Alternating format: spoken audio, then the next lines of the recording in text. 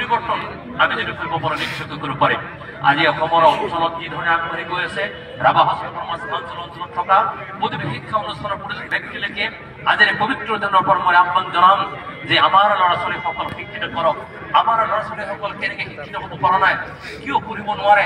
প্ৰতিজন শিক্ষক আৰু শিক্ষয়িত্ৰীয়ে এজন শিক্ষকে নহয়, তেওঁলোকে একোজন অভিভাৱক, এজন অভিভাৱক আৰু অভিভাৱিকাই নহয়, তেওঁলোকে একোজন ডক্টৰ, একোজন এজন সাইকোলজিষ্ট হয়।